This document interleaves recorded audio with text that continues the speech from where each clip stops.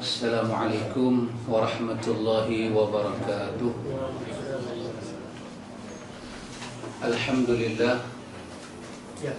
Alhamdulillah nahmaduhu wa nasta'inuhu wa nastaghfiruh wa na'udzu billahi min shururi anfusina wa min sayyiati a'malina.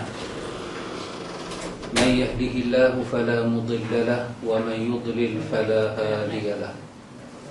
Asyhadu an la ilaha illallah wahdahu la syarika lah wa asyhadu anna Muhammadan abduhu wa rasuluh. Allahumma faqihna fid din wa 'allimna ta'wil wa ja'alna minar rasyidin. Amin. Amma ba'du. Ikhwatul iman, ikhwatu fid din, a'azzakumullah wa uhibbukum fillah. Alhamdulillah, alhamdulillah, summa alhamdulillah. Ikhwan, alhamdulillah kita boleh sambung majlis ta'lim. Rasanya kita sampai muka surat 38. Ya, kita masuk di bawah ayat fa in tanaza'tum fi syai'in farudduhu ila Allahi war rasuli in kuntum tu'minuna billahi wal yawmil akhir. Iaitu kesimpulan dia, mengembalikan kepada Allah dan Rasulnya adalah mengembalikan kepada Al-Quran dan As-Sunnah setelah wafat, setelah Nabi wafat. Cuba kita perhati ayat ni ikhwan, ada beberapa perkara.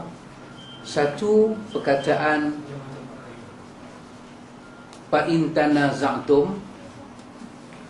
Yang kedua, perkataan farudduhu ilallahi war rasul. Dan yang ketiga, in kuntum tu'minuna billahi wal yawmil akhir.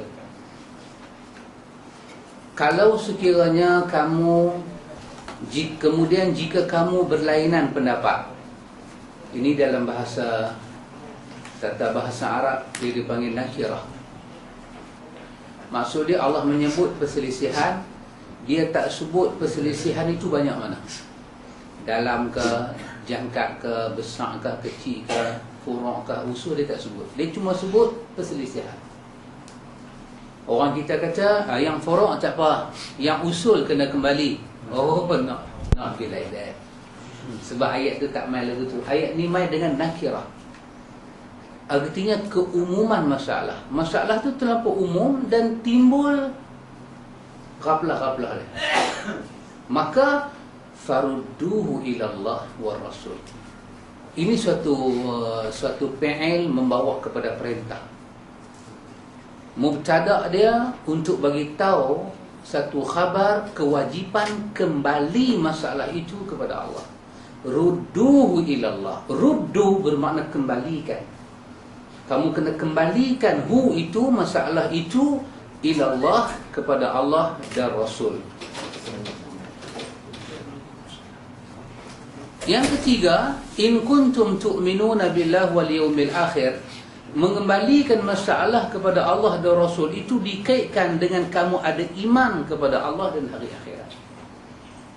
Jadi kalau masalah itu kita tak kembalikan kepada Allah dan Rasul, seolah-olah ayat ini, cuba kita tengok dia punya huraian. Allah Subhanahu wa ta'ala juga mengaitkan sikap mengembalikan kepada Allah dan Rasulnya ketika terjadi perselisihan dengan keimanan.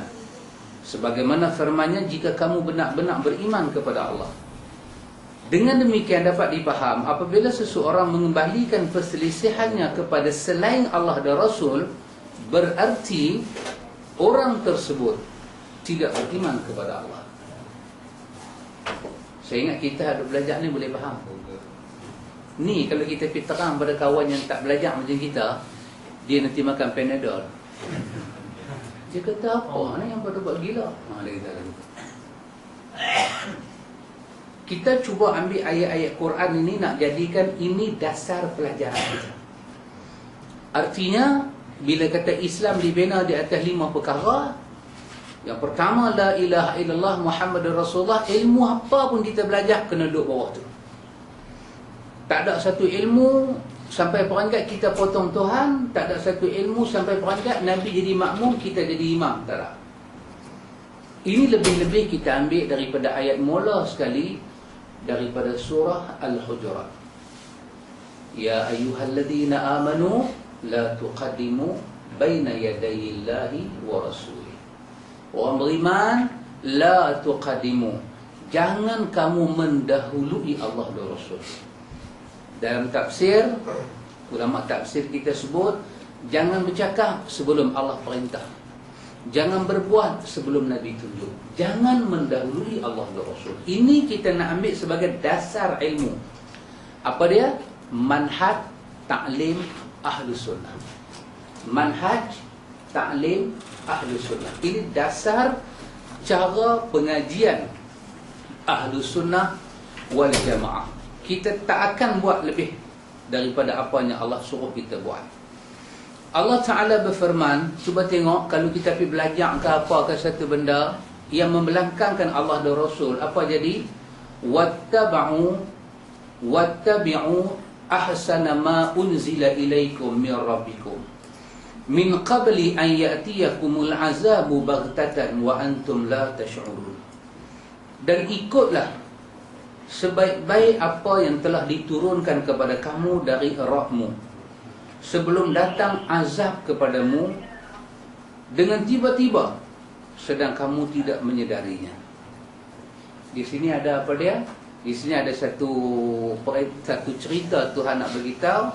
Allah kata wattabi'u ahsana ma unzila ilaikum min rabbikum. Kamu ikut benda yang paling baik yang Tuhan berturun kepada kamu. Jadi kita soal, benda apa Tuhan berturun paling baik? Quran, Sunnah, petunjuk dia. Ini paling baik. Kalau kita tak ikut dua benda ni, Allah Ta'ala kata ayyatiyakumul azab baghtatan. Nanti kamu akan dikenakan azab secara baghtatan, secara tiba-tiba. Wa antum la tash'urun. Kamu tak sedar kata benda tu azab, tapi dia azab. Wa antum la tash'urun. Tash'urun ni maksud dia apa? Kita kena penyakit tu, tapi mata kita tak nampak. Orang duk tengok awak dia ni pelan cungkung. Ada kata saya sihat. Orang duk tengok dia tu jalan melelong. Tanya dia kata dia sihat. Dia ada penyakit tapi dia tak sedar. Ni nama dia tash'urun. Satu jenis penyakit orang lain boleh nampak, dia tak nampak. Ya, dalam surah Baqarah pun Allah guna macam ni kan. Apa dia? Kata orang munafik itu,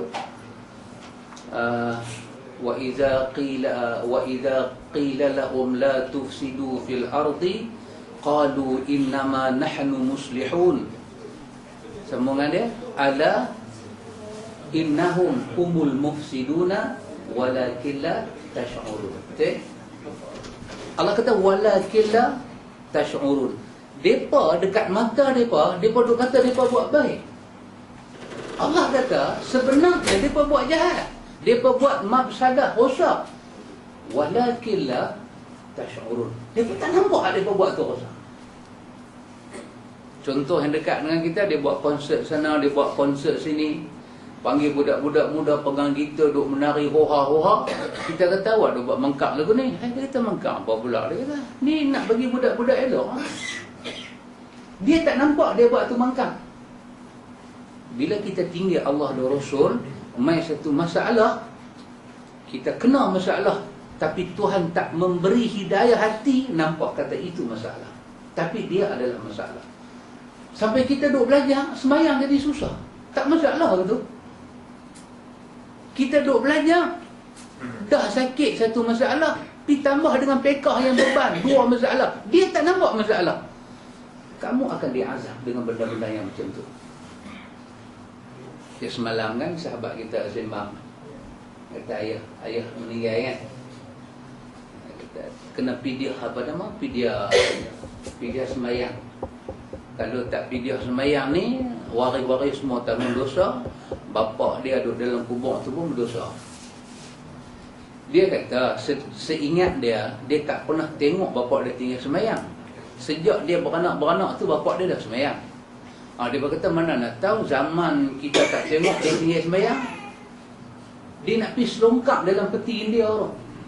Kita buah barang dalam peti besi, buah pedai, dia nak pergi buka peti tu. Pekak ni bagi susah orang, tapi dia tak rasa. Allah tutup mata dia. Ini kesan daripada, dia kata tak diragukan lagi bahawa Quran adalah sebaik-baik apa yang telah diturunkan Allah kepada kita. Tak payah ragu. Dan sunnah menjelaskan isi kandungan Quran tersebut. Allah mengancam orang yang enggan mengikut sebaik-baik apa yang diturunnya kepada kita. Allah ancam dengan firman Allah, min qabli an ya'tiyakumul azabu baghtatan wa antum la tash'urun. Sebelum datang azab kepadamu dengan tiba-tiba, sedang kamu tidak menyedari azab tu mai. Ima kena azab terus, ima kena azab yang paling teruk, azab berkelahi. Berkelahi ni satu azab yang cukup teruk. Cukup teruk punya azab berkelahi. Berkelahi dengan Syiah tak apa. Ni berkelahi dalam Ahlussunnah. Azab. Kita berkelahi dengan Syiah tak apa. Memang kita tak ada satu akidah, tak ada satu syahadah, syariat beza, Quran beza, mengucap beza, azan beza, semayang beza, qamat beza, bang beza. Tak ada satu benda kita sama dengan Syiah. Tak ada. Tak ada. Wallahi tak ada.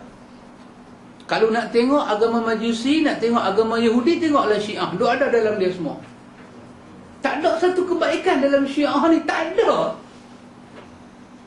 Tapi macam mana orang kita nak pergi ikut Syiah ni? Tak tahu. Itu nama dia balak kebodohan. Balak jadi bodoh. Quran cerita dalam surah Ahzab, martabat keluarga Nabi Ahlul Bait.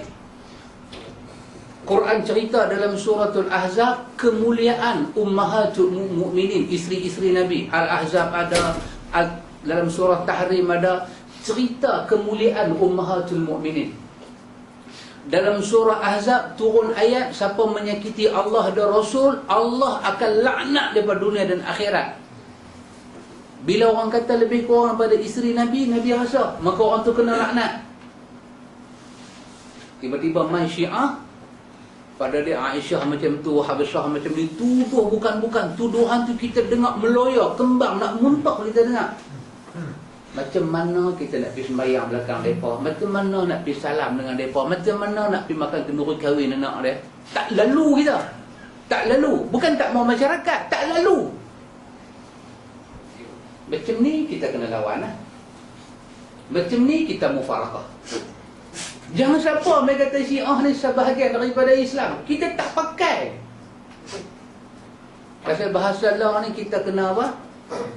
Kita punya solidarity. Solid nah. Sabar-sabar. Yang silap tu jangan dibesarkan.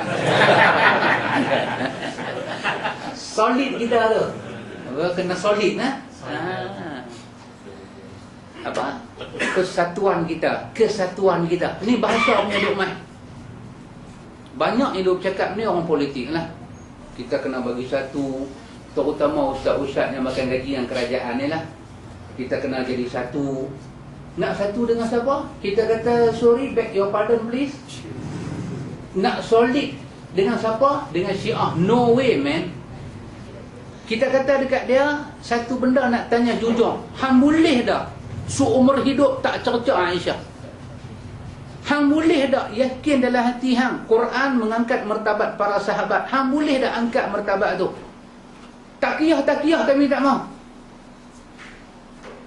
Akidah hang ni akidah kotor, akidah najis, akidah Majusi, akidah Yahudi. Kata kat dia macam tu. Dia kata macam mana hang kata kami teruk betul tu? Hang punya akidah pun hang tak tahu. Hang punya akidah pun hang tak tahu. Dalam surah Taubah Allah kata apa? Innal musyrikina najasun. Sesungguhnya akidah orang musyrik itu najis.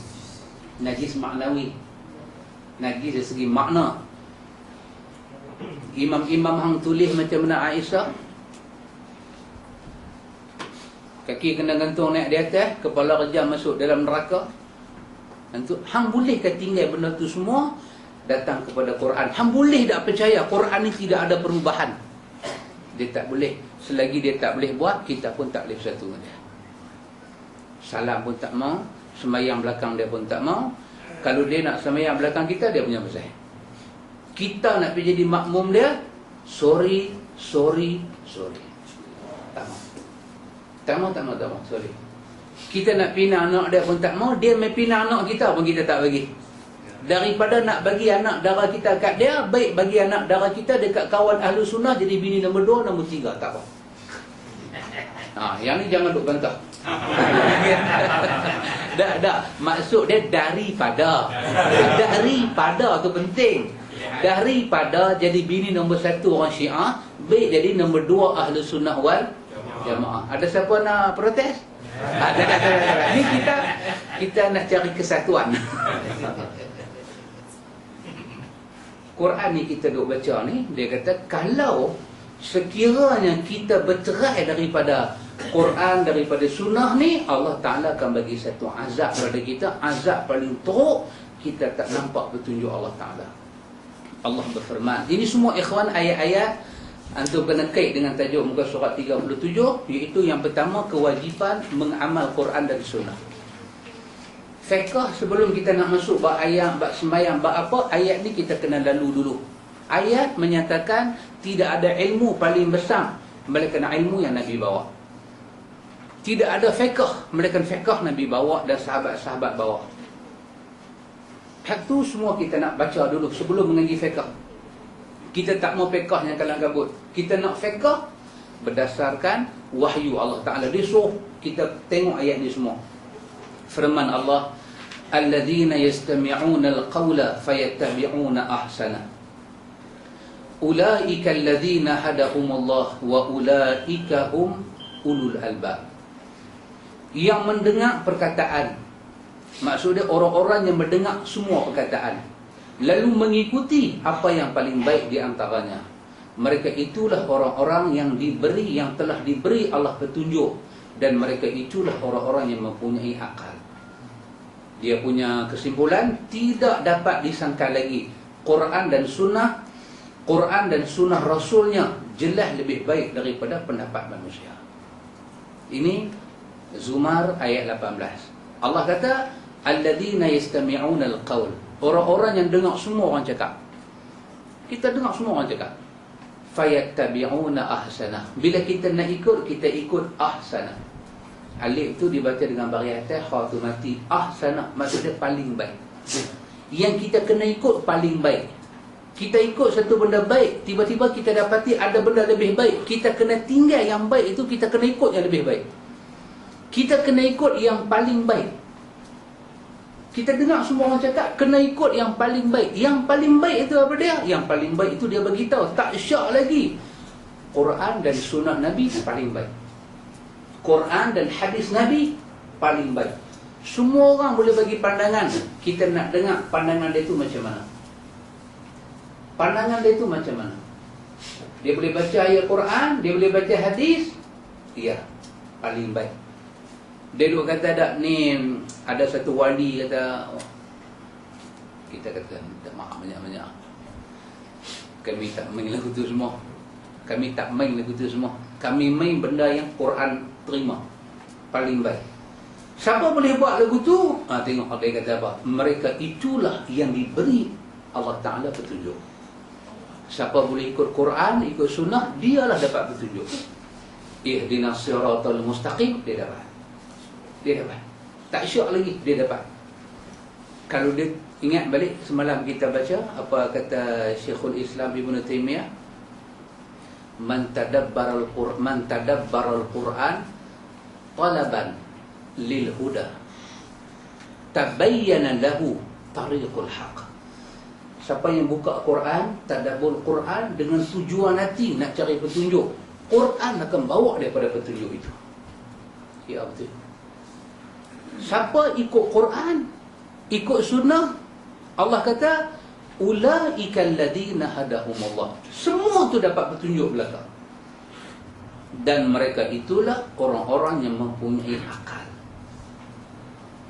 Wallahu ta'ala alam. Dalam sebahagian tafsir, ulul albab, maksud dia adalah orang yang hidayah Allah masuk sampai dalam akal dia, dan akal dia boleh mengenai yang mana hak, yang mana batil. Minda pertama kan, minda kedua tak tahu. Tak tahu, wallahu a'lam. Kadang-kadang keluar universiti nampak comel elok, sikat rambut belah tengah, buat beg cream, berkilat elok. Cakap-cakap bengong. Cakap-cakap nampak. Kan ada orang putih kata kan, satu person tu nampak dia elok selama mana dia tak cakap. Dalam mesyuarat kan, cara dia fikir tu kita kata very smart man ni. Dia cakap-cakap rupanya bengong. Lebih baik dia terus cakap. Apa dia ulul albab? Ulul albab ni siapa dia? Orang yang hidayah Tuhan masuk. Dalam ayat yang kita duk baca tu apa dia? Faman yuridillahu an yahdiya yashrah sadrahu lil Islam. Tu dia ulul albab masuk. Bukan dia satu orang yang boleh fikir saja, ada. Kadang dia tak belajar apa-apa, duk sapu tepi jalan aja. Dia dengar ayat Quran, dia dengar hadis Nabi, benda tu masuk dalam hati dia. Dan benda tu dia main sendiri. Pasal apa aku nak lawan Quran lah? Pasal apa aku nak lawan hadis lah? Yang tu nama dia ulul albab.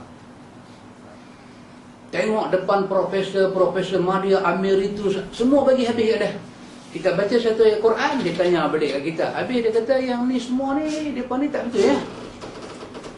Kita baca hadis kat dia.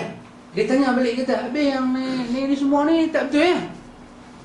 Yang selama ni duk buat ni masuk neraka ha? Depan ada Emeritus. Yang ni bukan ulul albab. Ni kita boleh buat nama bengong, bangang, samdul, bubuklah kat dia. Ulul albab boleh jadi siapa-siapa. Bukan keluar universiti, Bilal bin Rabah hamba, abdi, tapi dia ulul albab. Salman Al-Farisi berapa kali kena jual sebelum sampai ke Madinah, jadi hamba abdi, dia ulul albab. Abi Dzar daripada kampung dia masuk ke Mekah. Berapa lama dia nak boleh jumpa Nabi? Dengan miskin, tak ada apa, minum zam-zam aja. Tak ada makan, tapi nak cari hidayah. Dia ulul albab. Satu orang kafir masuk Islam, zero. Dia masuk Islam tu dia zero. Kita tanya kat dia, SPM ada? Tak ada. You, masa you dalam India dulu, you kerja apa? Dia kata, duk sapu tepi-tepi tokong eh. You tak ada pelajaran kah? Tak ada pelajaran. Pelajaran pun tak ada apa-apa. Dia zero.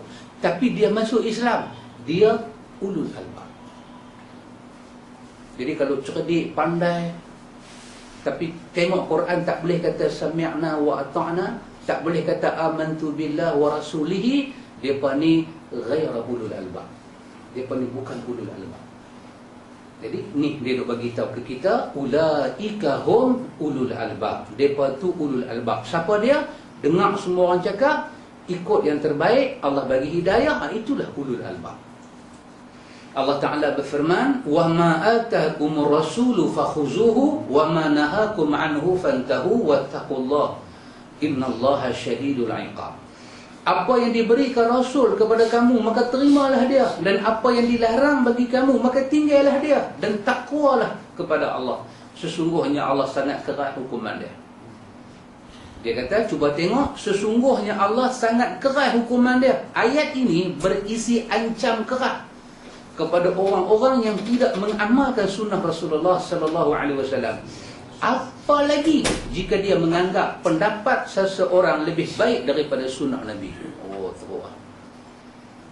Antum tengok, kadang-kadang ayat tu kita baca, kita tak nampak. Tapi ulama tolong bagi tahu.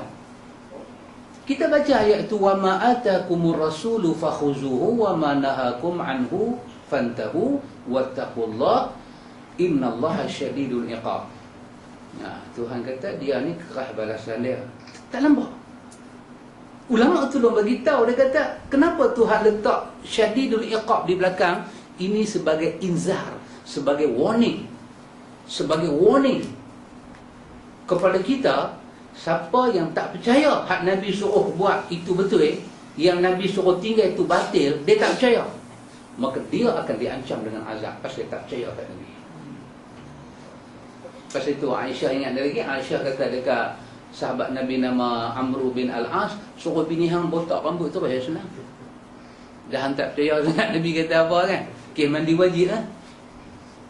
Aisyah kata Nabi suruh jurus atas kepala, Ayak tu biar-biar, ayak dalam kepala tu biar-biar, kena kulit kepala ke tak kena. Mai Amru bin As kata tak boleh, kena buka rambut perempuan, kena kecil bagi ayak kena. Aisyah kata bagi botak senang, tentu ayak kena kepala. Amru bin As dengar terkejut. Awak Aisyah kata tu bukan dalil Aisyah suruh perempuan botak kepala. Dah ketegang sangat, botak senang jadi tok sambil budak tu. Dah tak percaya dengan Nabi ni pasal apa? Botak kepala tu senang.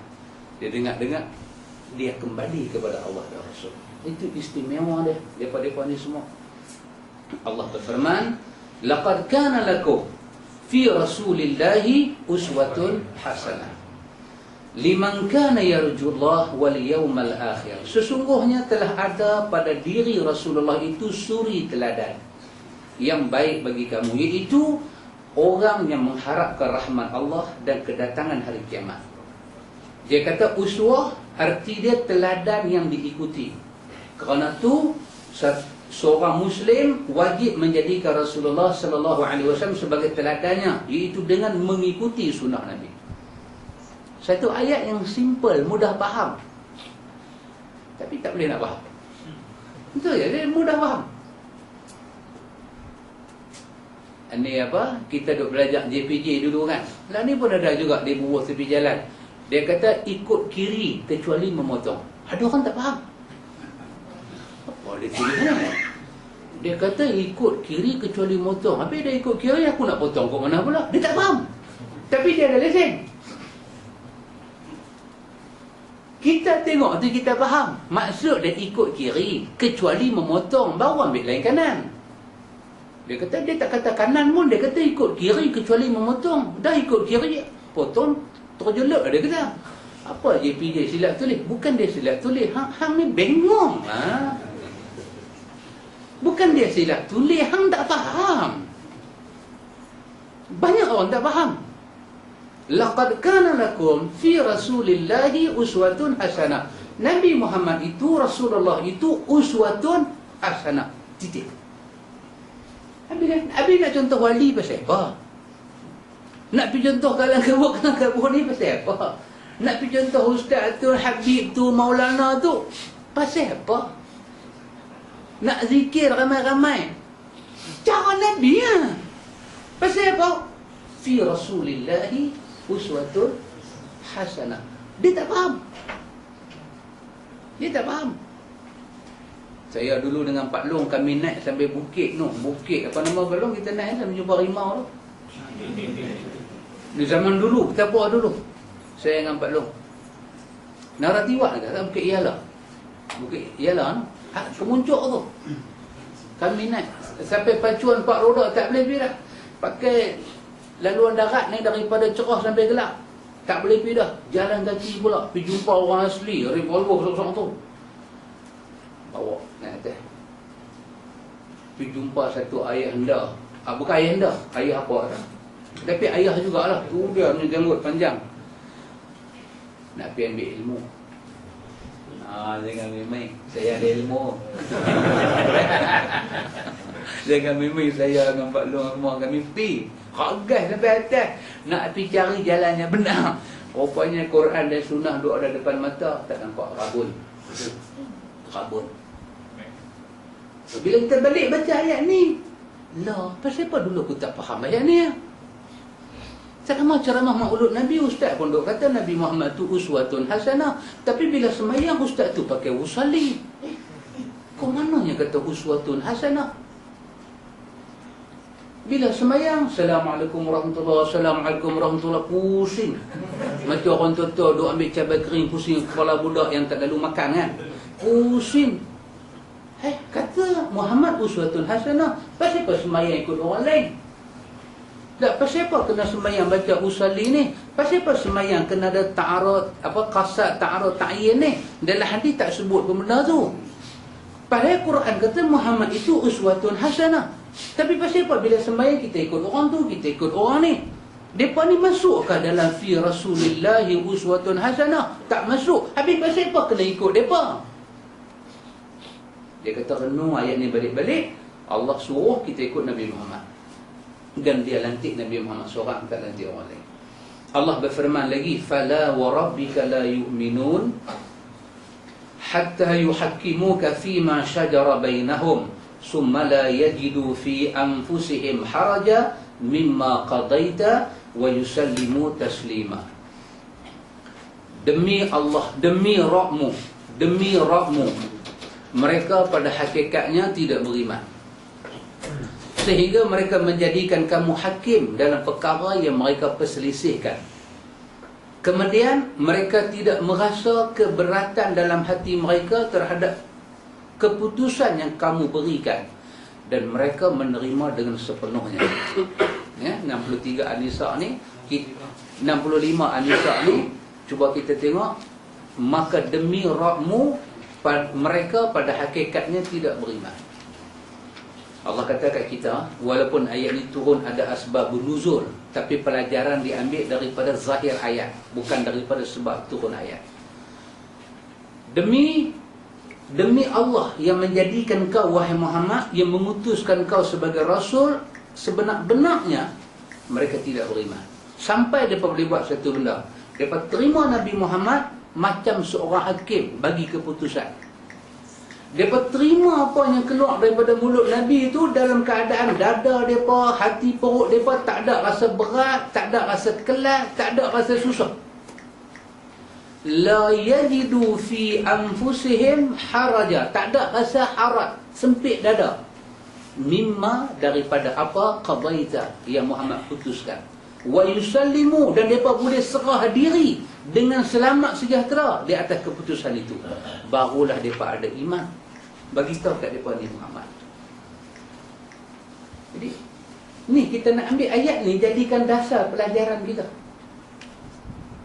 Pasal itu nanti kita akan tengok belakang ni apa kata Imam Abu Hanifah tentang masalah fiqh, apa kata Imam Malik, apa kata Imam Syafi'i, apa kata Imam Ahmad tentang masalah fiqh. Ilmu mereka, bijaksana mereka, pandai mereka, mujtahid mereka cuba perah hukum bagi ke kita. Tapi last kali mereka cuba kata satu benda bersesuaian dengan ayat-ayat kita baca ni. Mereka bukan Nabi, mereka bukan Rasul. Boleh tolak yang mana yang tak kena, tapi kita mesti terima Nabi Muhammad. Tak ada yang tak kena dengan dia. Ni kita belajar dulu ikhwan sebelum mengaji apa-apa. Ini dasar pelajaran kita. Dalam ayat ni Allah bersumpah bahawa mereka ni maknanya orang-orang beriman yang mengaku beriman tidak beriman, sehingga mereka menjadikan Nabi SAW sebagai hakim dalam segala urusan yang mereka perselisihkan.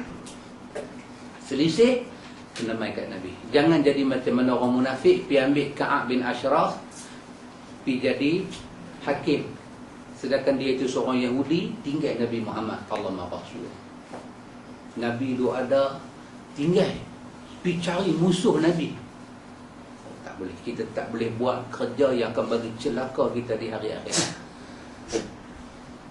Tadi dalam radio tadi ada dengar, semalam saya dah habaq dah 2.35, ada dengar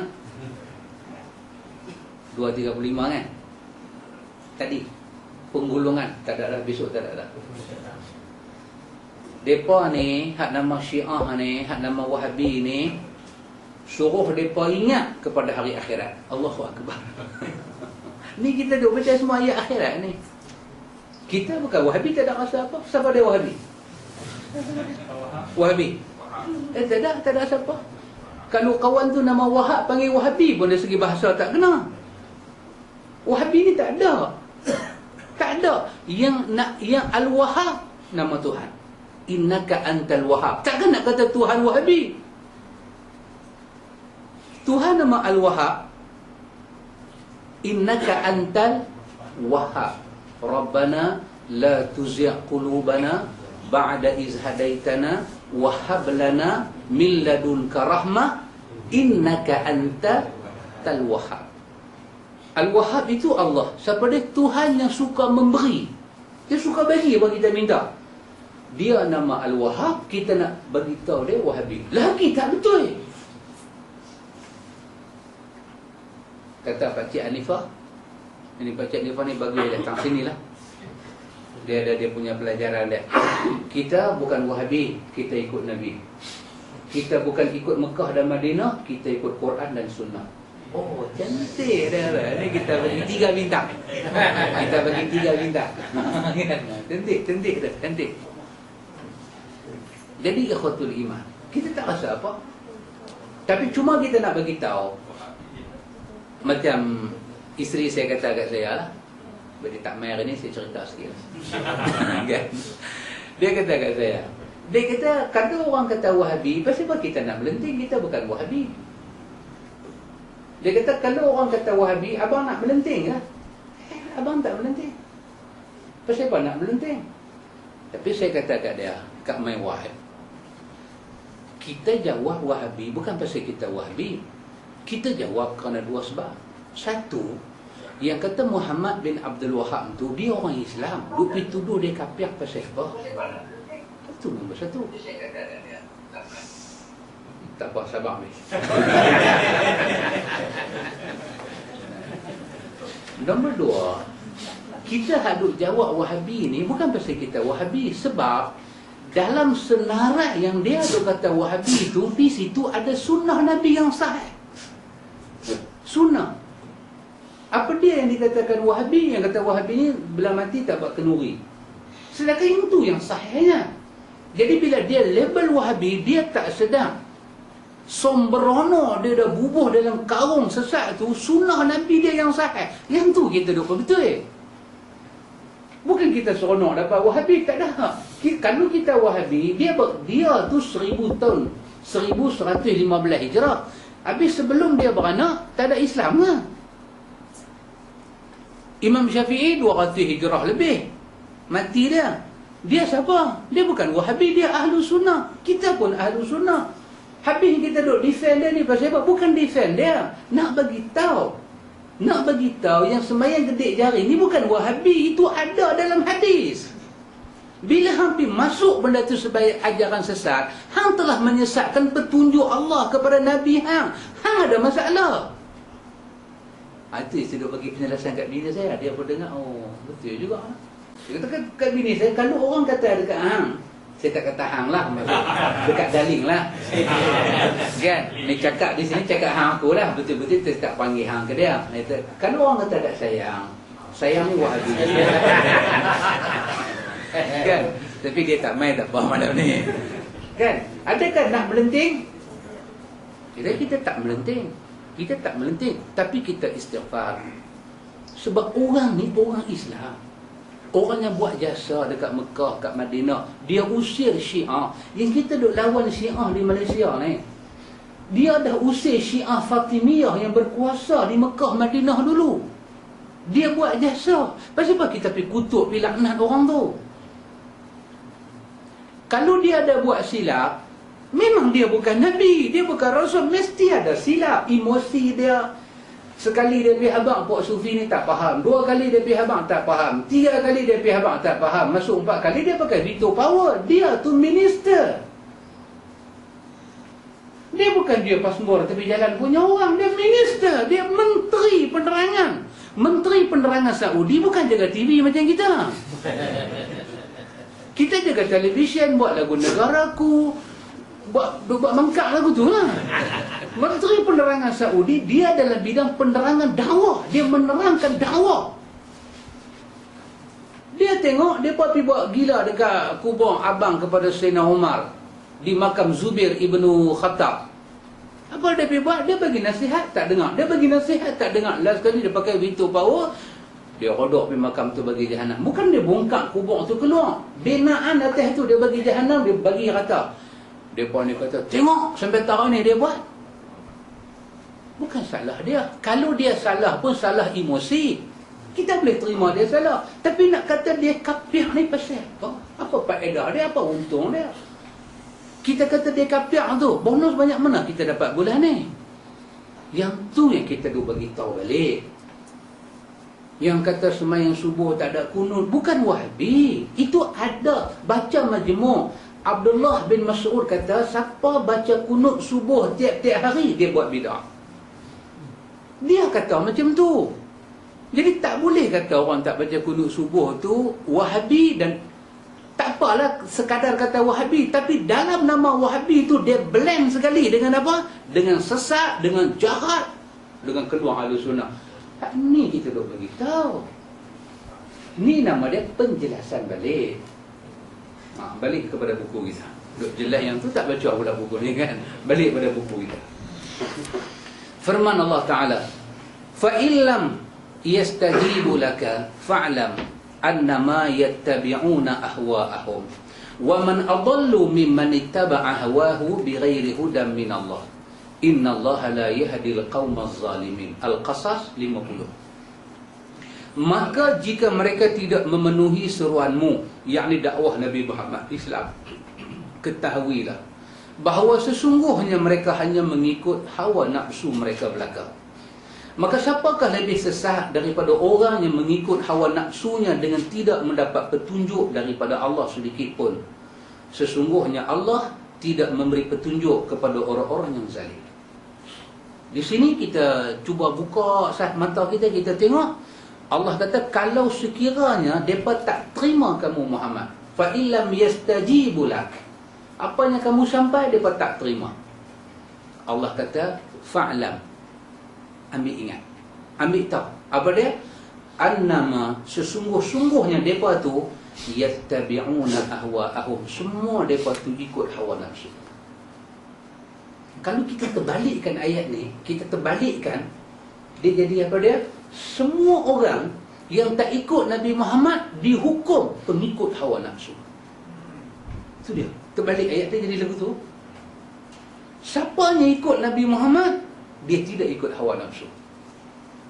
Nabi sembahyang macam tu, dia sembahyang lagu tu, tak tambah tak kurang, dia ikut petunjuk. Siapa yang tambah, siapa yang kerat, dia ikut hawa nafsu. Macam tu punya ada ayat lagu ni. Siapa lebih sesat daripada orang yang mengikut hawa nafsu? Itu dia. Waman adallu, waman adallu, siapa dia paling sesat? Man adallu, seolah-olah dia kata tak ada orang paling sesat melainkan orang ni. Siapa dia? Manittaba'a hawahu bighairi hudan min Allah. Dia ikut hawa nafsu, dia tinggal petunjuk Allah. Dia tinggal Quran, dia tinggal sunnah, dia ikut hawa nafsu. Dia inilah orang yang paling sesat.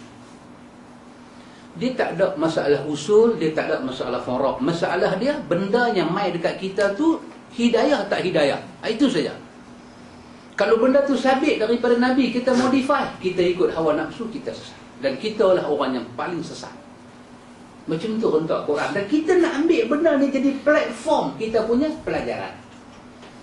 Sebelum nak baca bab ayat, sebelum nak baca bab istinja, sebelum nak baca bab takbir semayang, sebelum tu nak tengok ayat-ayat ni dulu. Kita nak buat tapak asal dan pagar kita, pekah kita, tak mau keluar daripada benda ni semua. Tak. Sebab apa ikhwan? Kita kata dalam kita duk belajar ilmu-ilmu ni semua, memang kita jumpa dengan pekah-pekahnya melampau. Qasad, ta'arad, ta'yid, tak melampau. Nak kata apa?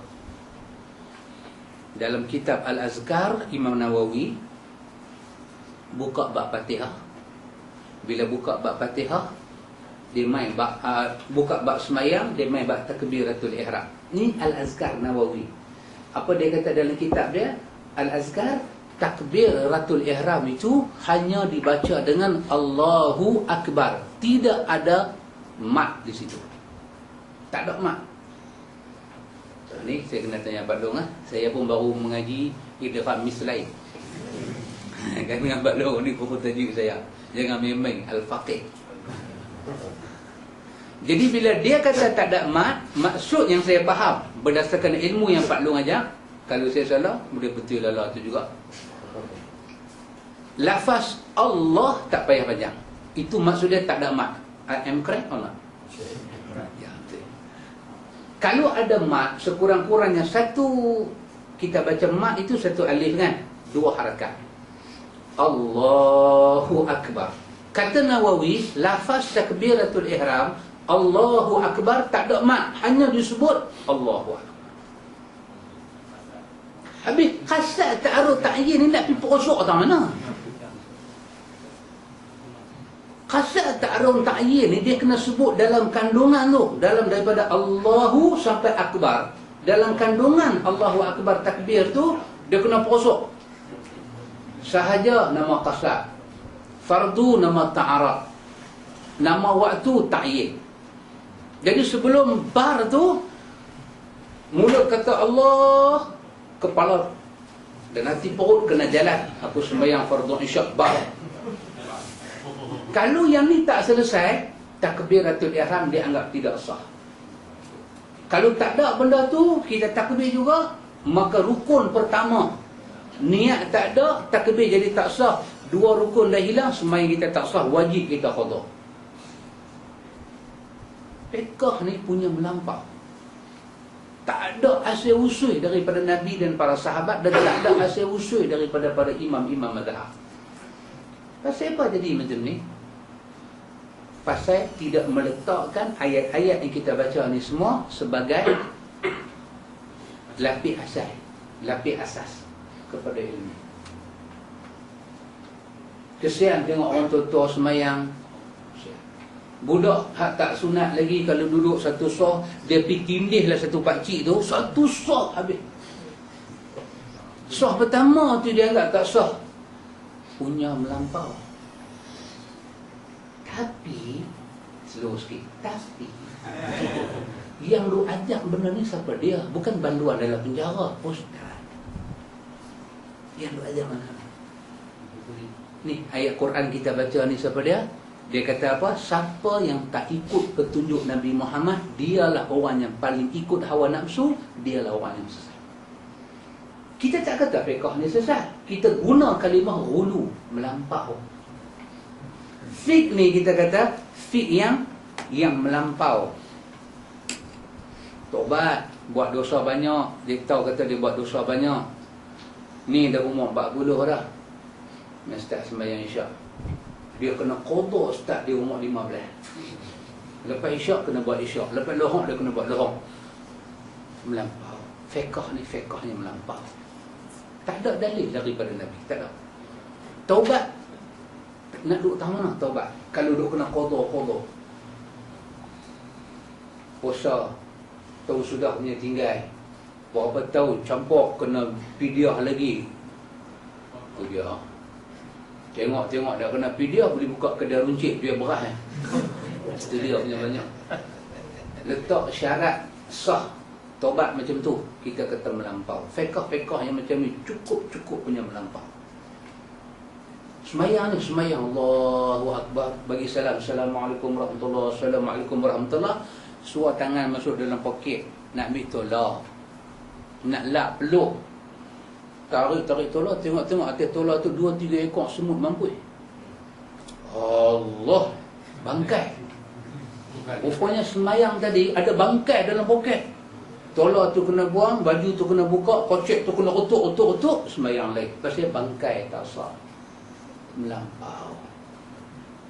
Fiqh yang macam ni, fiqh yang cukup melampau.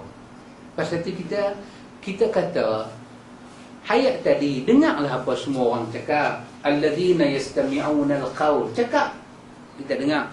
Tapi fayattabi'una ahsana. Nak ikut yang mana? Ikut yang ada dalil. Macam tu, ikhwan. Dia kata memenuhi seruan Rasulullah sallallahu alaihi wasallam setelah wafatnya adalah dengan kembali kepada sunnahnya, yang merupakan penjelasan terhadap isi kandungan Al-Quran. Kembali pada sunnah Nabi. Dalam Quran disebut Nabi SAW tidak mengikuti sesuatu pun kecuali wahyu yang diturunkan kepadanya. Kita ikut Nabi, Allah bagi penjelasan dalam Quran, Nabi itu dia ikut wahyu. Dia bukan ikut perasaan dia, emosi dia, tak. Allah bela Nabi Muhammad. Siapa ikut Nabi? Nabi ikut siapa? Nabi ikut wahyu. Nabi tak ikut hawa nafsu dia. Dan barang siapa yang mentaati beliau, maka sesungguhnya dia telah mentaati Allah. Firman Allah, Qul ma yakunu li an ubaddilahu min tilqa'i nafsi in attabi'u illa ma yuha ilayya inni akhafu in asaitu rabbi azab yawmin azim. Katakanlah, tidaklah patut bagiku menggantinya dari pihak diriku sendiri. Aku tidak mengikut kecuali apa yang diwahyukan pada aku. Sesungguhnya aku takut jika menderhakai Rabbmu kepada siksa hari yang besar, yakni hari kiamat. Nabi kata apa dia? An ubaddila min tilqa'i nafsi. Satu benda yang Tuhan bagi kat aku tak akan ubah, pasal aku takut. Itu dia. Jadi macam mana orang boleh bagi tahu wali lagi besar daripada Nabi? Dia kata jangan lupa, dia kata kita ni ulama waris Nabi. Ulama paling tahu pasal Nabi. Jadi kita apa-apa pun kena kembali pada ulama. Betul, kalimah itu semua orang setuju. Tapi jangan buat berbong suara. Sampai apa Nabi cakap dengan ulama cakap jadi setara. Tak betul. Tak boleh. Kan? Anak derhaka ni pasal apa? Pasal dia angkat suara. Bapak yang bersalah. Dia tunjukkan angkat bapak dia. Dia tunjukkan bapak dia. Dia geramlah pada Rokiah kan. Bapak dia dengar pasal Rokiah, terbakar lah. Bapak yang bersalah dalam hal ni, bukan Rokiah saja bapak. Banyak lagi kat Kiah mengenal dia atas tu. Katakanlah semua ni nak menakutkan bapak. Takut apa bapak? Dia buat lagu tu bapak dia. Takut apa bapak? Ghazali ada kuasa, Ghazali ada duit, Ghazali adalah gangster di sini. Bapak boleh bagi apa? Lama dah Ghazali nak keluar daripada rumah ni, tapi takut bapak hati-hati. Dia ada beritahu kat bapak dia. Pasal apa? Anak derhaka angkat suara. Anak derhaka angkat suara. Kalau tak setuju pun, dia ada rukun negara yang kelima, kesopanan dan kesusilaan kena jaga. Kita boleh objection dengan cara yang baik. Bapa, saya ingat kita boleh bincang tajuk ni. Apa yang jadi saya dengan Rokiah ni takdir Allah. Dia boleh beritahu lagu tu kat abah dia. Adik bapak dia pun dengar-dengar betul juga takdir Allah kan. Tapi kerana dia angkat suara, dia anak derhaka. Ya, dalam surah Hujurat juga, la tarfa'u aswatakum fauqa sautin Nabi. Jangan kamu angkat suara di atas suara Nabi. Ayat ni turun, Sabit bin Qais tak keluar rumah. Dalam hadis Imam Muslim, dia kata dia sahabat yang paling suara tinggi kan. Dia kata dia ahli neraka. Nabi tu tengok-tengok, mana Sabit ni? Nabi hantar sahabat pergi tengok dia, Sa'ad bin Mu'az. Pergi tengok Sa'ad dia, sembang dengan dia, tengok-tengok. Dia kata mana nak pergi. Dia kata aku pergi mengaji pun tak guna dah. Ayat Quran kata aku ahli neraka. Pasal tak boleh angkat suara. Dia jenis suara besar, tak boleh kontrolnya. Dia babi cerita kat Nabi. Nabi kata dah, ayat tu bukan macam tu. Ayat ni cerita orang munafik yang mereka suka membantah cakap Nabi. Nabi cakap macam lain, mereka kata lagu lain. Nabi kata Sabit innahu min ahli jannah, dia ahli syurga. Jadi ayat tu, bila ada Quran, ada hadis Nabi cakap dengan makna yang jelas, kita tak setuju. Maka kita orang yang mengangkat suara kepada Allah dan Rasul, walaupun suara kita lemah lembut, walaupun kita mengajar orang ni pakai mikrofon, buka volume habis, tak dengar suara kita, lembut ustaz tu, punya lembut. Kita ustaz kata apa? Anak murid dia kata dia zuhud. Dia zuhud. Dia cakap macam tu. Kalau dia cakap, bini dia cakap, bini dia pun suara tinggi lagi, dengar. Bini dia tanya, nak makan nasi kan? Dia jawab pelan. Budak menangis, budak 6 bulan menangis pun dengar. Suara dia ni tak dengar. Zuhud, warak. Tapi semua dia ajar, semua langkah sunnah Nabi. Dia umat yang derhaka. Derhaka dia. Ini ayat yang kita dah baca. Pasal apa? Quran suruh Nabi kata aku tak tambah apa, aku tak berkurang apa. Katakanlah ma yakunu li an ubaddilahu, aku tak akan ubah apa Tuhan bagi kat aku. Aku tak akan ubah. Pasal apa hangpa duk ragu dengan aku? Itu dia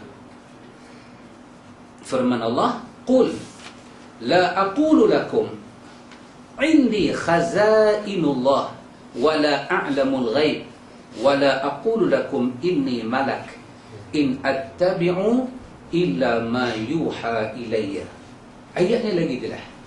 Katakanlah, aku tidak menyatakan kepada kamu bahawa perbendaharaan Allah ada pada aku.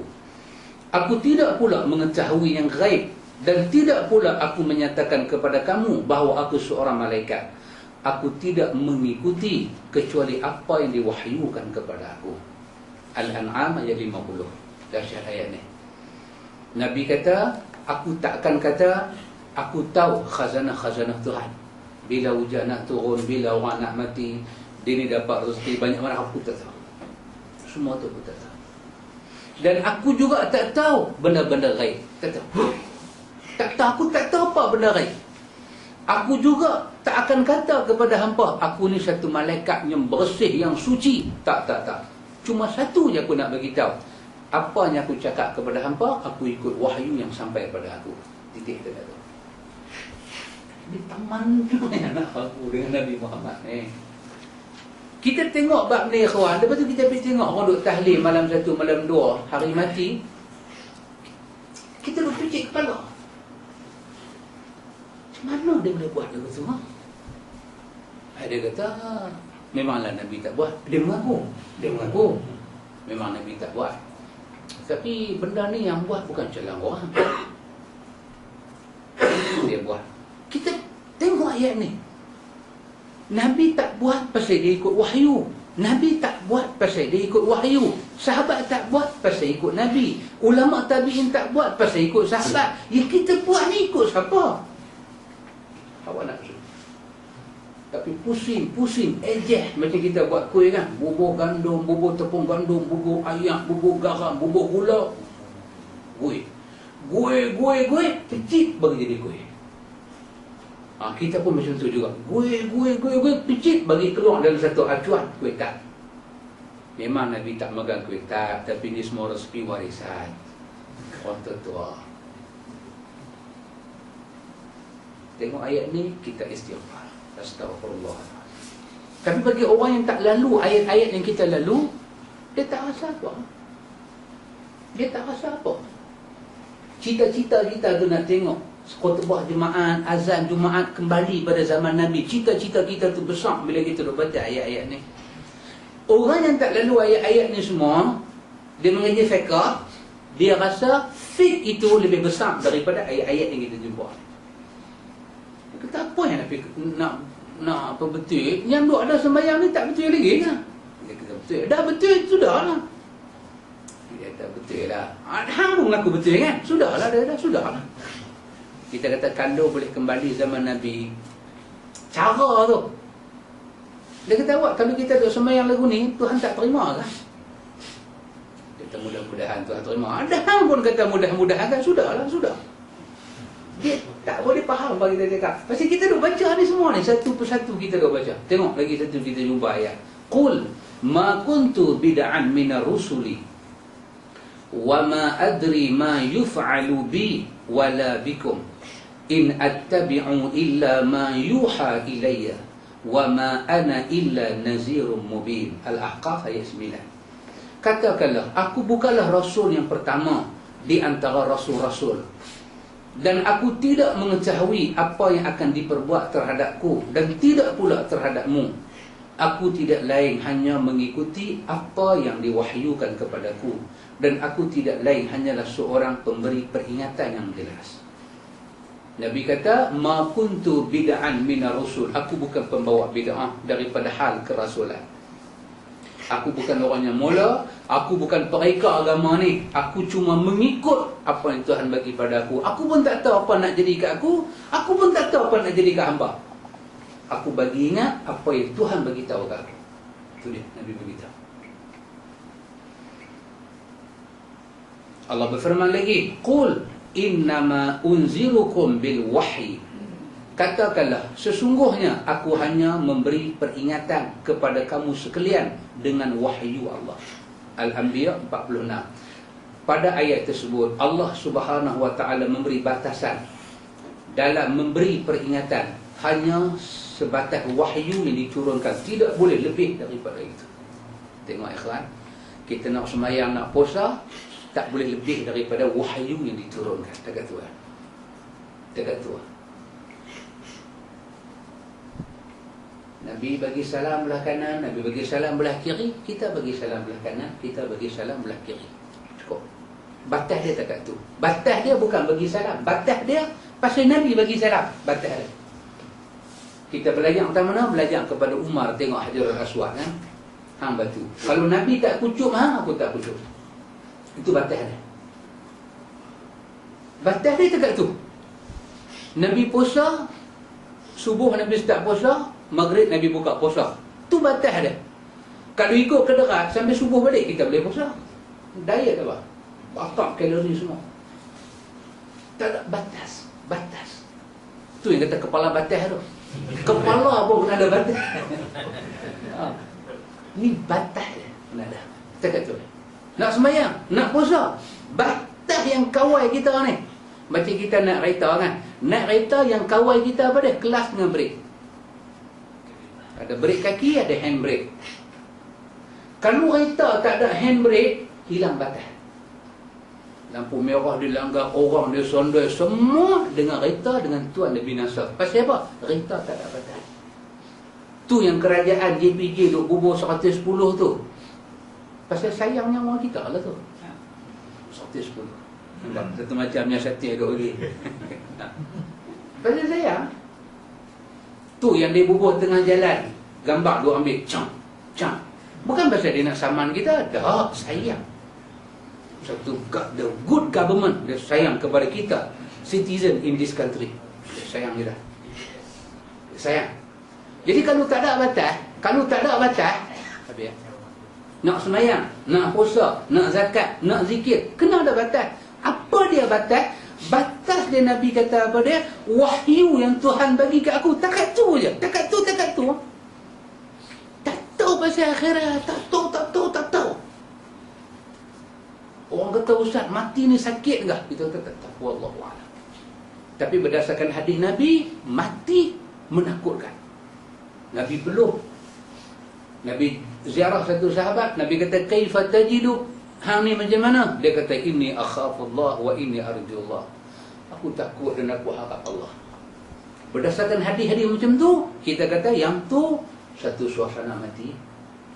Pasal nak jumpa Malikin Nas, Ilahin Nas, takut. Kita jadi kecil, yauma yaqumun nasu li rabbil alamin. Manusia berdiri dalam keadaan khasyiah, lina diri depan Rabbul Alamin. Tak kata tu. Dia berkata mati ni sakit macam 300 pedang cucuk tengah belakang. Wallahu a'lam. Kita tak biasa mati, kita tak tahu. Sakit sampai setara tu tak tahu. Nabi kita Muhammad masa nak mati, roh dia sampai tang dada. Dia kata dekat malaikat maut, sakit, pedih, dia kata. Macam ni ke nak mati? Malaikat maut kata, tak. Ni hang saja mati lagu ni. Umat hang mati 3-4 kali ganda daripada ni. Nabi kata, kalau aku punya rasa pun sakit macam ni, macam mana umat aku? Nabi kata, wahai malaikat maut, aku nak minta kepada Allah, ambillah mudah aku mati ni, agih pada umat aku, ambil sakit mereka tu dan bagi kat aku. Satu orang Nabi minta mati sakit. Ni Nabi mana ni? Muhammad mana ni? Nabi kita Muhammad nahi kata nahi. Poi saci. Riwayat yang dusta. Antum boleh bayang Nabi minta su'ul khatimah? Yang kita duk baca Allahumma khatim lana bi husnil khatimah. Minta, tiba-tiba Nabi minta su'ul khatimah. Come on baby. Riwayat tak ada ekor kepala. Hadis Bukhari beritahu apa dia masa dia nak mati, dia sebut Rafiqul A'la. Allahumma arhamni, Allahumma ighfirli, inna lil mauti sakarat, la ilaha illallah. Nabi mati dengan kalimah itu. Tak ada ummati di Hindustan ni. Pasal apa riwayat ni mai? Sebab riwayat ni nak membatalkan Nabi mati rumah Aisyah, nak beritahu kata Nabi mati rumah Fatimah. Nabi mati, malaikat mai bagi salam, Fatimah keluar jawab, dia nak tutup. Tak ada. Kita kata tak tahu. Ulama-ulama hadis tak riwayatkan riwayat-riwayat ni semua. Bukhari riwayat macam tadi, Muslim riwayat macam tadi, Sunan Sittah riwayat macam tadi. Riwayat ni tidak ada ulama hadis yang bertanggungjawab. Nabi mati macam tu. Ada. Oh, cakap cerita tu ayat mata kita luruh ayat mata luruh. Tengok api hari akhirat. Nabi kata hang nangis siapa mati? Kata ya Rasulullah, entah mati lagu tu. Nabi kata ana mati lagu tu. Aku punya doa ajak hampa minta mati elok-elok. Allahumma hawin alaina fi sakaratil maut. Tiba-tiba aku mati ke rekod lagu tu. Apa ni?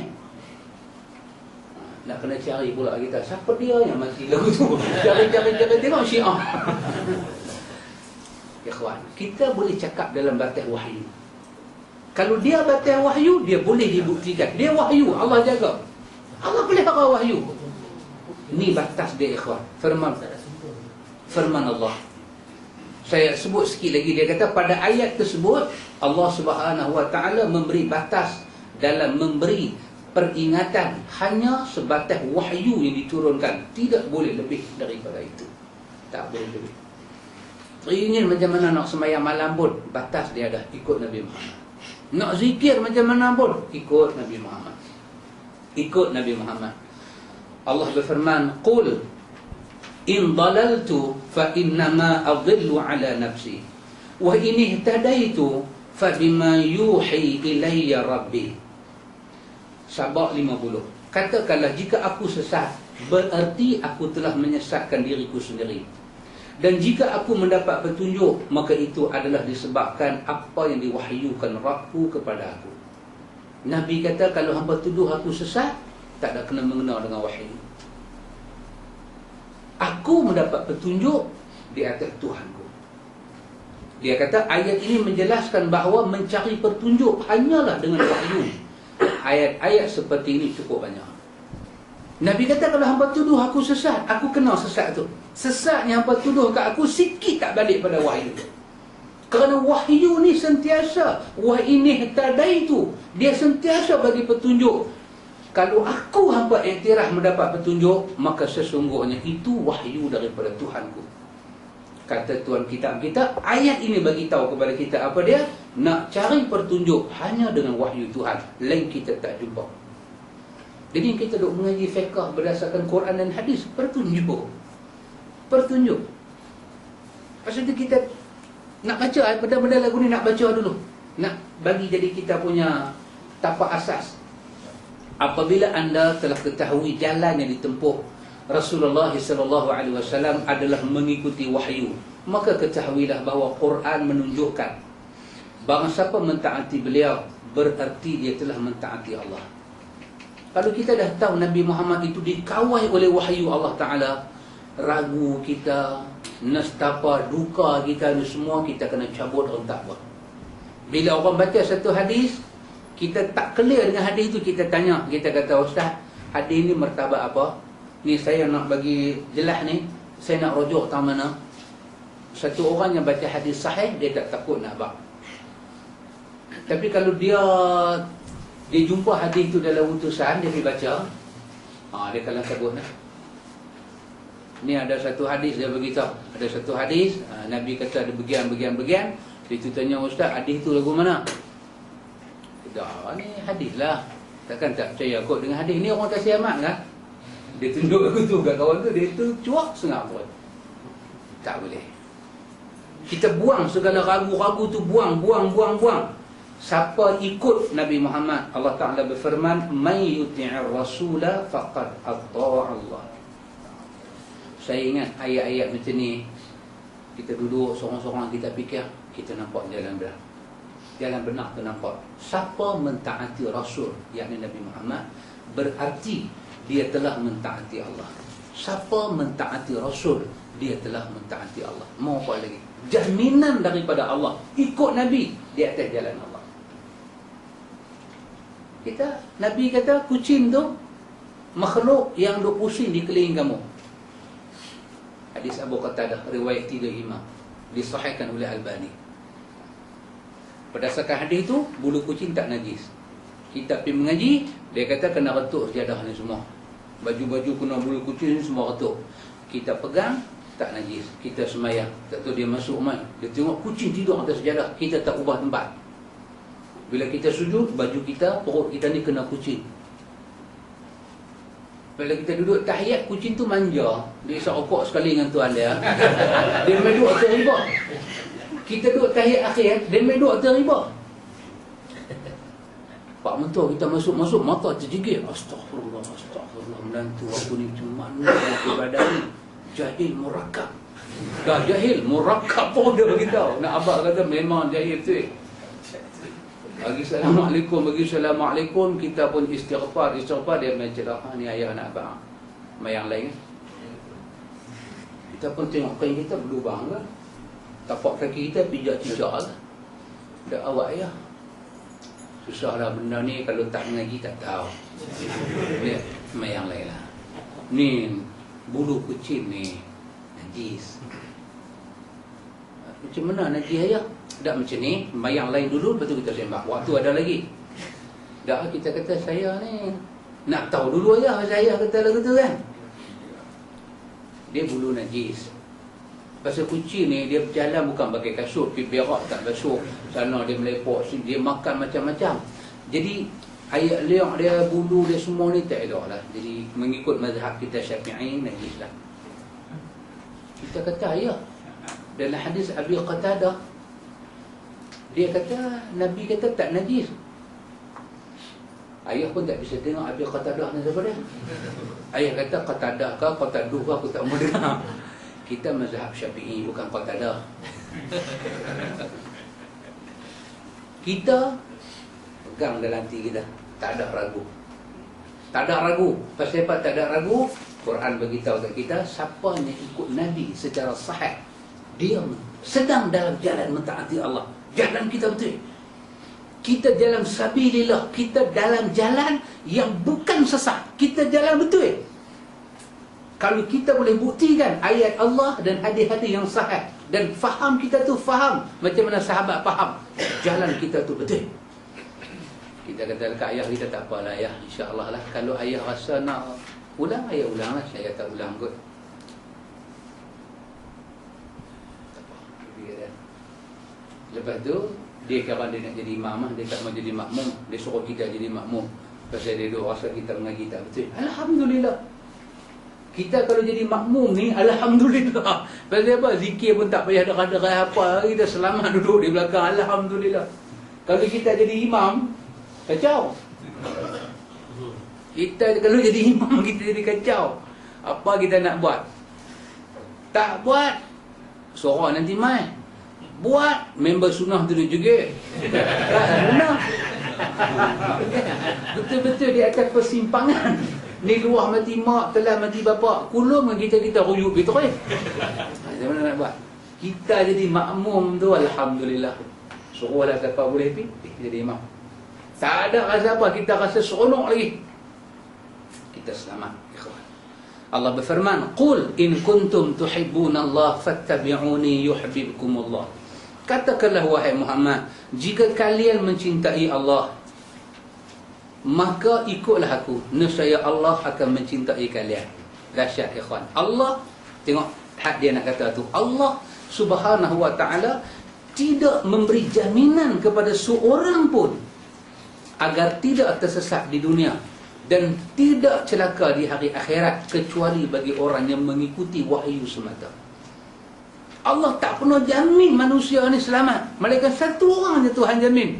Orang yang ikut wahyu yang turun pada Nabi Muhammad, Allah jamin Allah nak sayang dia. Itu dia. Pasal itu kita semayang, lepas semayang kita berzikir cara kita, ambil ayat ini perap masuk dalam hati. Bukan bangga, bukan riak, bukan sumah, nak pegang hati kita kemah-kemah. Ya Allah, alhamdulillah aku di atas jalan yang Hang cintai. Mudah-mudahan Hang kasih dengan aku sekali, ya Allah. Ini ayat ini beritahu. Jadi tak perlu bimbang lah. Orang kata Wahabi ke Wahabu kan, dia punya pasal. Bagi betul, bagi tahu hak betul. Dalam radio tadi, buah penamat Buah penamat. Dia kata apa? Dia kata kita kena mempertahankan Ahlus Sunnah. Apa dia Ahlus Sunnah? Tuhan itu wujud, tak bertempat dan ada di mana-mana. Itu buah alas, dia kata. Satu pulau Pinang dengar. Satu pulau Pinang dengar. Satu benda takut. Apa dia? Besok Tuhan tanya di hari akhirat, ambil mana ni? Pasal kita seronok, kita mengajar, kita main kuliah di sini, satu pulau Pinang tak dengar, alhamdulillah. Kita tak ada pengikut. Kita bila tak ada pengikut, kita kena rasa syukur. Kita jadi ustaz, orang tak kenal, alhamdulillah. Makin beban kita depan Tuhan makin kurang. Kita jadi ustaz, pengikut kita 2 trilion, 3 trilion, 4 trilion. Ui, kena takut dah. Itu bukan kebanggaan, yang tu satu kalut dah.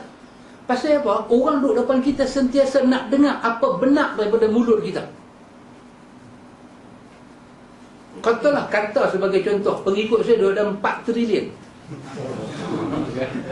Campur Sabah, Sarawak, Brunei, Filipin, Sulu, Moluku, semua campur. 4 trilion. Tiba-tiba main isu. Dia apa kata? Tuhan tak boleh kata duduk atas aras sebab sama dengan kera duduk atas pokok. Satu lagi kata Tuhan kena duduk atas aras. 4 trilion ni, bila saya main kuliah, mereka nak dengar apa saya nak kata. Saya pula ada 4 trilion. 4 trilion ni macam-macam ni. Kalau saya cakap silap sikit, boleh tinggal 1.2 trilion. Dah nak buat macam mana? Satu aja saya boleh buat. Tak usah cakap langsung isu tu. Tak usah cakap langsung. Tengah-tengah mengajar ada nampak kawan macam nak angkat tangan. Wallahu ta'ala subhanakallahumma wa bihamdika. InsyaAllah kita jumpa bulan depan. Ya. Satu pulau Pinang dengar Tuhan ada, tak ada tempat dan dia ada di mana-mana. Tuhan, benda tu direkod. Benda tu direkod. Kalau satu penduduk Pulau Pinang ni terima benda tu, apakah sama benda tu dengan wahyu Tuhan? Tak sama langsung. Akan diheret depan Tuhan. Oh ikhwan, kadang-kadang kita belasah orang ni kita ingat sedap. Memang sedap masa kita belasah. Lepas tu tangan main kebal, pecah ke darah. Mandi-mandi awak pedih. Mau tak pedih, aku rimbuk kawan tu. Baru tahu pedih, kesal. Kita dah ingat kawan kena belasah tu rebeh dah muka. Kita terlupa. Tulang kita pun kurang kalsium. Kita pun kurang makan susu. Kita makan susu lah, susu ibu je. Masa mak doktor, lu tak makan apa dah. Lu kena Milo, lu kena teh. Oh, keji manis. Kalsium tak ada. 2-3 hari kebah dengan kita. Kita rasa kita mudah. Kita rasa kita mudah. Kita angkat barang. Anak tegur, ayah. Oh, ayah ni mudah lagi ke? Kita tengok muka anak kita. Tengok IC kita beranak tu 49. Alah, umur kita dah nak pergi 64, 65 dah ni. Kita masih nak angkat pokok besar. Anak kata, ayah, sudahlah kami angkat lah. Ayah, aku boleh buat. Jangan ayah. Kita kata, hang boleh buat, takkan aku tak boleh buat. Anak kita angkat pik. Kita pun angkat pik. Malam anak tidur lena, kita doa lah. Buat ni. Panggil bini buah minyak. Bini tentu pun mata mengantuk. Bini merongot lah. Gedi-gedi nak angkat. Last kali kita kena sapu minyak. Pasal apa? Kita lupa. Kita lupa resiko tu nanti balik main kat kita, ya kawan. Baik kita kata dekat kawan, benda lain kita kata kawan, tak tahu apa handsome, saya lagi handsome. Tak apa. Daripada kita pergi kata kat dia, Tuhan ada, tak ada tempat dan dia ada di mana-mana. Nabi kata, aku bercakap berdasarkan wahyu. Hang bercakap berdasarkan apa? Satu masalah. Tuhan hisab kita satu masalah. Ayat dalam surah Taha. Fa imma ya'tiyannakum minni huda faman ittaba'a hudaya fala yadhillu wala yashqa. Maka jika datang kepada kamu petunjuk daripada aku, maka barang siapa yang mengikut petunjukku, dia tidak akan sesat dan tidak akan celaka. Itu dia. Ayat dalam surah Taha ni menunjukkan bahawa seseorang tidak akan sesat dan celaka apabila mengikut wahyu. Nabi kata lan tadillu abada. Quran kata fala yadillu wala yashqa. Ikut Quran, ikut sunnah, tak sesat, tak celaka. Hadis kata tak sesat sampai bila-bila. Sampai bila? Sampai kita pegang dengan Quran tak lepas selama tu. Orang kata tak betul, tak ada kesan apa. Kita pakai kalis peluru punya, dia tembak tak lekat. Sementara ayat dalam suratul Baqarah menyebut seseorang yang mengikut wahyu tidak pernah rasa takut dan sedih. Fa imma ya'tiyannakum minni huda faman tabi'a hudaya fala khaufun 'alaihim wala hum yahzanun. Kemudian jika datang kepadamu petunjukku kepadamu, maka barang siapa mengikut petunjukku, nescaya tidak ada kekhawatiran atas mereka dan tidak pula mereka rasa bersedih hati. Ayat ni merujuk apa? Hari kita balik bertemu Allah. Tak payah takut nak balik bertemu Allah dan tak payah sedih meninggalkan dunia. Allah jamin orang yang ikut macam tu. Tidak diragukan lagi. Penafian kesesatan, kesengsaraan, ketakutan, kesedihan dari orang yang mengikuti wahyu. Allah nafi benda tu semua. Tak ada sesat, tak ada sedih, tak ada takut, tak ada apa siapa ikut wahyu. Seperti ditegaskan dalam Quran, tidak berlaku bagi orang yang bertaklid kepada seseorang ulama yang tidak maksum. Itu dia, ada begitu orang. Berbeza dengan satu orang ikut satu orang secara taklid, secara taklid, bukan taklid, taklid, secara taklid. Yang kawan tu tak maksum, kawan tu tak dapat wahyu, tapi kita adjust dia, kita angkat martabat dia macam dia ni. Weh, dahsyat noh. Dia ni dahsyat. Kalau bantah dia boleh tidur tak lena, makan tak lalu. Tengok dia kata, saya ulang lagi sekali. Mana dia?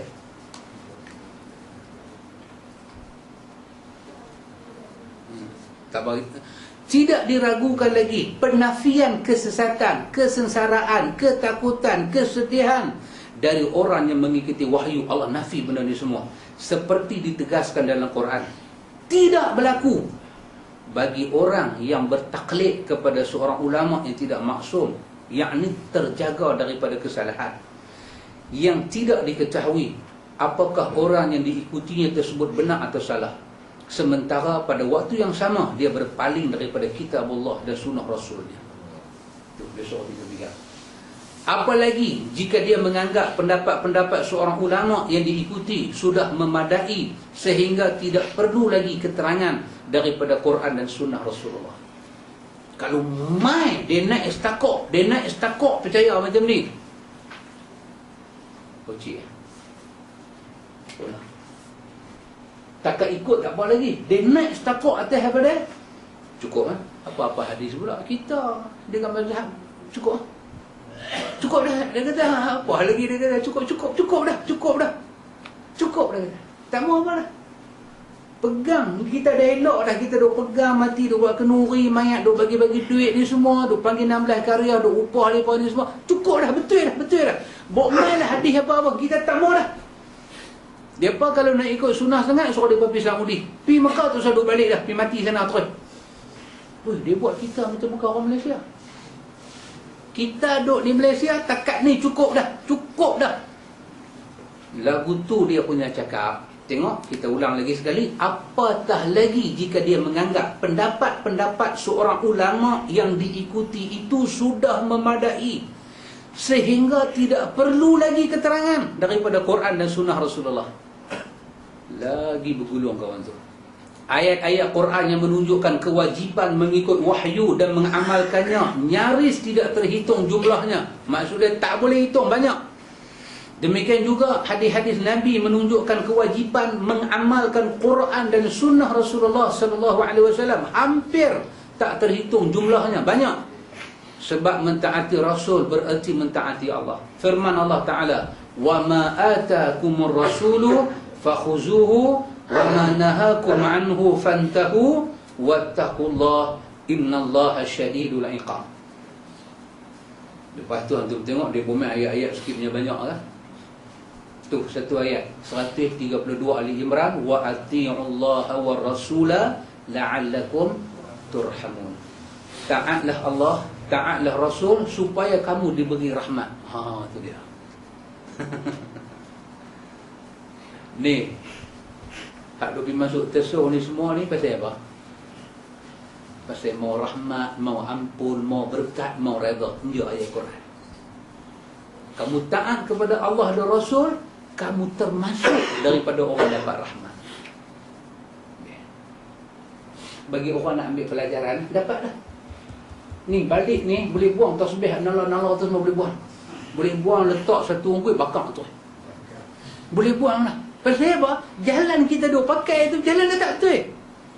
Ni duk pergi pelekat gambar syekh tu, syekh. Kan Epa tunjuk kat saya dalam internet satu syekh mana agak besar, janggut dia pun panjang, depa pakai picum tepak kaki dia. Cum seorang sikit. Cum. Dia keluar daripada rumah dia tu, anak murid dia berkata, cum tapak kaki tu. Seorang-seorang. Adakah Abu Bakar sayang kat Nabi buat lagu tu? Tak, syekh ni dia kata mimpi Nabi 2 jam sekali. 2 jam sekali? Makna syekh raja tidak. 2 jam ni raja malu punya orang. Macam mana pergi jadi syekh? Astagfirullahaladzim. Kan? Tu yang duk perang dengan Iraq tu, di Fallujah tu, pokok mujahidin. Kan? Kalau kita pernah kawan dengan mereka, kita tidur 2 jam, dia gerak kita. Dia kata, Magik, kita tengok, tak sampai 2 jam lagi. Dia kata, lama dah ni. Dekat mujahidin, tidur 2 jam, lama. Oh, kita dalam kuliah tidur cantik kan, biasa dah. Ini 2 jam mimpi Nabi, 2 jam mimpi Nabi. Cum, tepak kaki. Terbang dia pakai punya besar dengan jubah dia, janggut dia panjang. Muka jernih lah, muka orang jernih. Oh, dahsyat. Ni, ikhwan. Dia senarai ayat tu punya banyak. Kalau baca ayat tu tak habis. Ambil muka surah 44. Saya nak berhenti muka surah 45 di bawah tajuk yang kedua tu. Tidak diragukan lagi seorang ulama pun bahawa mentaati Allah dan Nabi-Nya yang disebut dalam ayat-ayat di atas, nas wahyu, hanyalah beramal berdasarkan Quran dan sunnah Nabi. Semua nas Quran dan sunnah menunjukkan kewajipan untuk sentiasa merenungkan wahyu, memahaminya, mempelajari dan mengamalkannya. Ini tak payah syak lagi. Dia kata macam tu cerita dia. Mana-mana ulama pun tak pernah ragu benda ni, tak pernah ragu. Adapun mengkhususkan nas-nas tersebut seluruhnya dengan dalil mempelajari wahyu, memahami dan mengamalkannya tidak sah dilakukan kecuali oleh para mujtahid sahaja yang telah memenuhi syarat ijtihad seperti yang dikenal oleh para ulama usul mutaakhirin. Maka pengkhususan seperti ini memerlukan dalil khusus yang dapat dijadikan sebagai rujukan. Ada orang kata betul ayat Quran tu kata kita kena ikut Allah, kena ikut Rasul. Tapi dia kata kita memerlukan ilmu sampai peringkat kita mujtahid baru kita boleh faham Quran dan Sunnah. Penulis kitab ni turun jawab. Kalau ada orang cakap lagu tu, dia kena buat dalil lain menyatakan tahap kita mujtahid baru kita boleh rujuk kepada Quran. Kalau tahap orang awam ikut mazhab yang ada saja. Dia kata cakap lagu tu tak ada asas di dalam ilmu Islam. Banyak dah orang cakap lagu tu. Kita siapa? Dia tanya berapa kitab yang tulis? Dia kata tak dah lah kita. Habis apa? Dia kata baca buku terjemahan. Tak. Kita baca buku yang tulis tu orang alim. Dia baca hadis Nabi. Dia pegang hadis tu satu persatu. Yang boleh Arab baca Arab. Yang tak boleh Arab baca buku Melayu. Yang penulis dia, penterjemah dia amanah. Bukan pasal dia kerja amanah raya. Dia amanah dah. Dia amanah sungguh. Dengan ilmu dia amanah sungguh. Kita baca tak salah. Macam kita baca buku ni. Dalam kita punya dalam kita punya perancangan dia sepatutnya mesyarah kita ni. Kalau jadilah minggu akhir dia nanti mesyarah kita. Kita boleh jumpa dengan dia. Tapi kawan yang telefon saya tu dia kata Tak usah harap sangat lah, tapi sekadar saya harap lah. Kita duk baca buku dia. Kalau ada rezeki, ada lah. Kalau tak ada, jangan maki saya pula. Cakap, ada rezeki, ada. Tak ada. Tapi kalau dia tak main, kita juga mungkin diziarahi oleh yang menterjemah buku ni. Siapa dia? Ustaz Abu Ihsan Al-Athari. Mungkin dia ambil ziarah kita, terjemah buku ni. Mungkin dia ambil ziarah kita. Kalau saya dengar kata dia nak pergi Langkawi. Jadi dia nak pergi Langkawi, dia nak naik bot belah sini lah. Maknanya dia kena pergi apa? Kuala Perlis kan. Dia kena lintas Perai. Jadi kita bagi satu tol, kena ke sini sana. Kalau jadilah dia nak pergi ziarah, kita boleh jumpa dia, kita boleh tengok orang yang amanah daripada buku Arab, dia terjemah elok ke dalam bahasa Melayu. Dia terjemah. Kita ada manfaat. Kalau buku ni asal 3 jilid dalam bahasa Arab, dia main 5 jilid dalam bahasa Melayu. Kalau dia kekal dalam bahasa Arab, pakai tak mengaji lah kita. Kalau ustaz duk baca yang Arab, yang ni semua tak ada rujukan, ya ustaz syok sendiri ya. Yang duduk dia tak ada current. Pasal ustaz baca tak ada rujukan kan, dia tak syok. Ini jasa orang buat. Jadi bila kita baca buku-buku macam ni, tengok cara huraian dia, tak salah. Tak salah. Tak salah. Kita pakai benda ni. Pasal apa nak pergi jadi mujtahid dulu? Siapa yang Tuhan bagi anugerah rezeki jadi mujtahid? Mujtahidlah dia. Tapi itu bukan syarat untuk beramal Islam, beramal Quran, beramal sunnah. Main satu kawan pula, dia kata apa? Quran dan sunnah tu, dia kata bahan mentah. Dia kena masuk kelang proses. Itu macam punya contoh dia bagi kita. Dia kena masuk kelang. Kita tak ada kelang. Kita ni, kita beli beras 5 kilo tu, tapi beras tu dia kena masuk kelang, kena buang padi, kena buang tu, kena buang ni. Jadi siapa duk buat benda tu? Itulah mujtahid duk buat. Kita ni orang awam makan beras. Dah ada agama bukan beras. Beras lah. Ni agama. Dan kelang beras pun baru ada. Zaman Jepun Etik Melaya tak ada factory.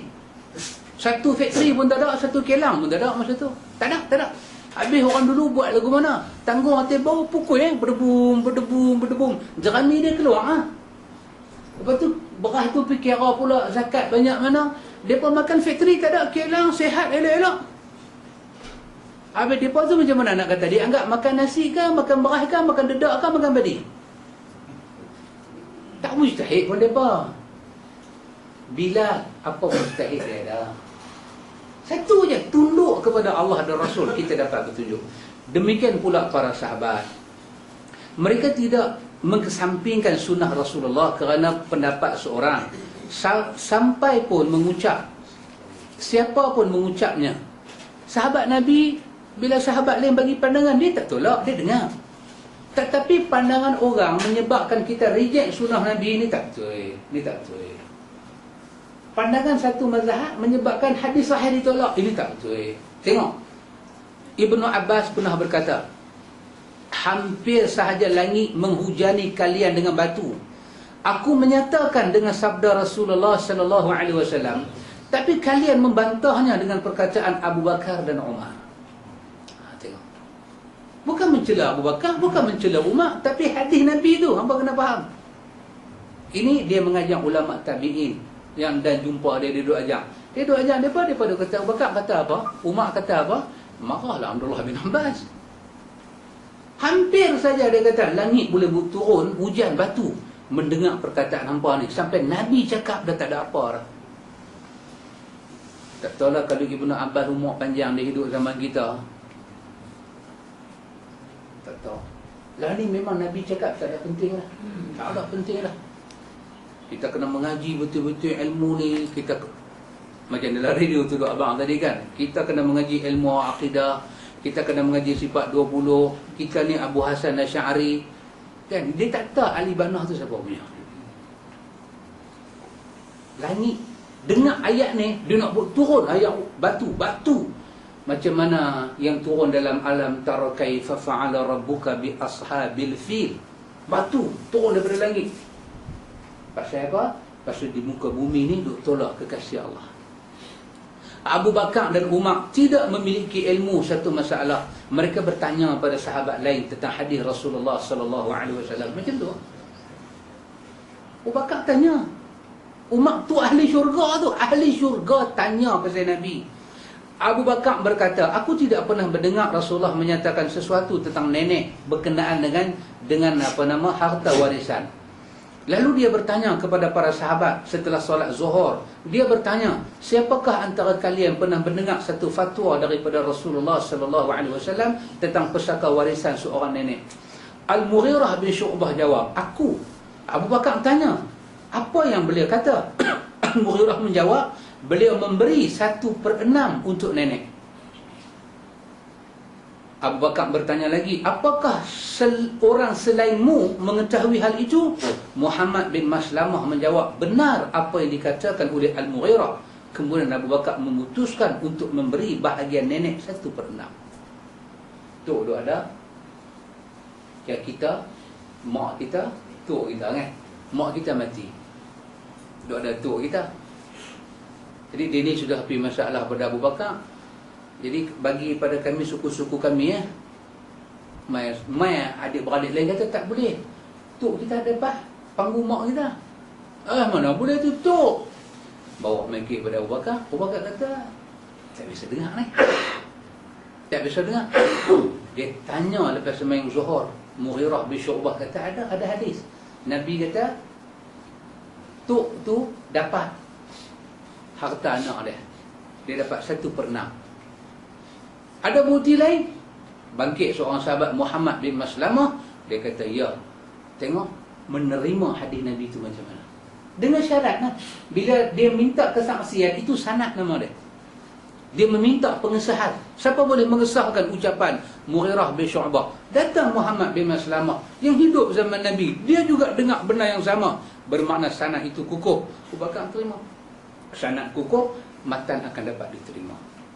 Jadilah ilmu hadis tu.